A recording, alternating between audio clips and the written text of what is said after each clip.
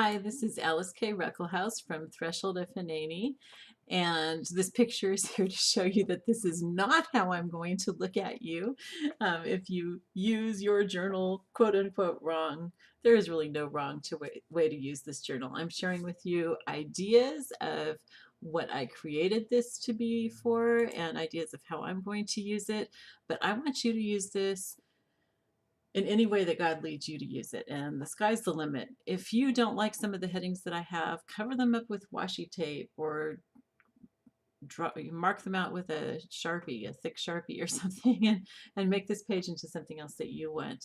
But I'm just sharing with you how I'm planning to use them and some of the ideas that I have for them. So the next two pages that we're looking at are the pages called Wisdom God Has Given.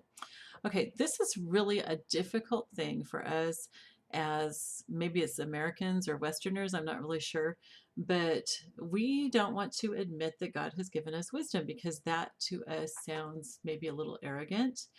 I think that you can be wise and acknowledge that you're wise and be humble at the same time.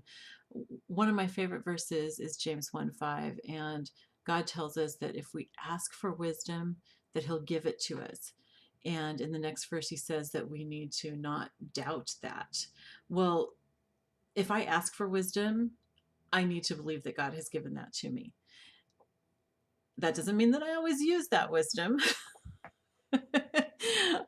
But hopefully I'll use the wisdom that he gives me. So anyway, I do think that's an important thing to pray for, is to pray for wisdom. I can't even imagine anything more important to pray for myself than that I would have wisdom. And Solomon is a really good example of what I was saying a moment ago. He was the wisest man in the world, and yet he did some really, really stupid things. So just because God gives us wisdom doesn't mean that we are using it. And so that's what these two pages are about. It's to help us to be more aware of the wisdom that God's given us and to figure out how we're going to use that and make sure that we apply it to our lives. One of the ways that I plan to use this and that I would encourage you to use this page is whenever you're going through something difficult, stop and ask God what the lesson is that He's trying to teach you. What does He want you to learn from this situation? Because there's always something that He wants us to learn. And like I said in one of the previous videos, when we have difficult things happen, sometimes it's kind of like a check mark on a test. And that check mark isn't there to tell us, oh, you failed, oh, you're bad, or anything like that. Instead, it's to tell us, okay, this is what you need to work on. And, if we never had any check marks on our test for having things wrong, then we'd be perfect and probably wouldn't be here. So having some wrong answers on your test is to be expected.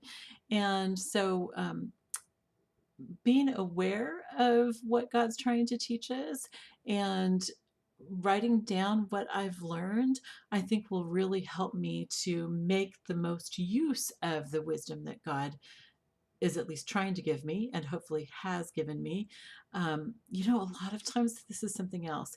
A lot of times God gives us wisdom, but we don't receive it. It's kind of like salvation or a gift that somebody gives to you. And, God offers salvation to everybody, but not everybody takes it. And I could give you a really, really nice gift, but if you don't accept it and open it up and make use of it, then that gift was wasted and you haven't benefited from it. Well, it's the same way God can give us lots and lots of opportunities for learning wisdom. And we might not take advantage of those and we might not receive them.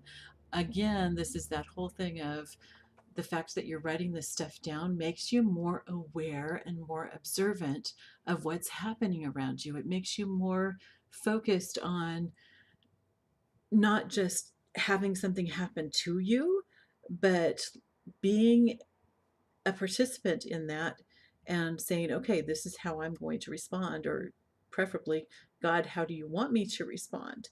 So that's something that we grow in, and it's something that we learn, and something I certainly am not perfect at, and that's why I'm including this in here.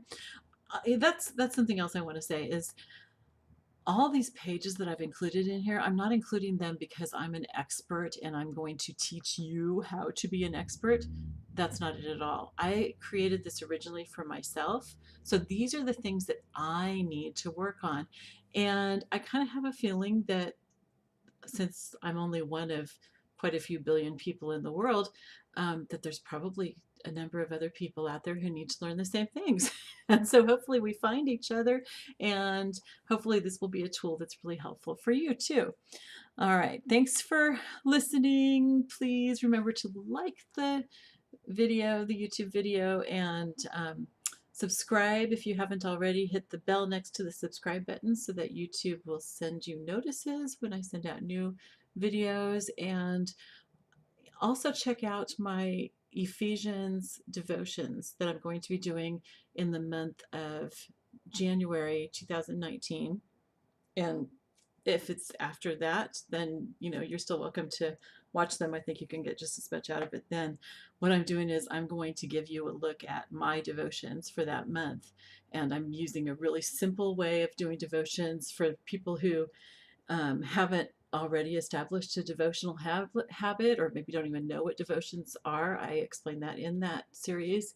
I think that that will really help you, and it can be used hand in hand with this journal if you want. So where was I? Oh, comment, please. And let me know any ideas that you have, or if you're going to be doing this with me this year, so that I know that I'm not just sending these out into the great nowhere, but that somebody is actually listening. Thanks a lot for listening. I love you all. Bye-bye.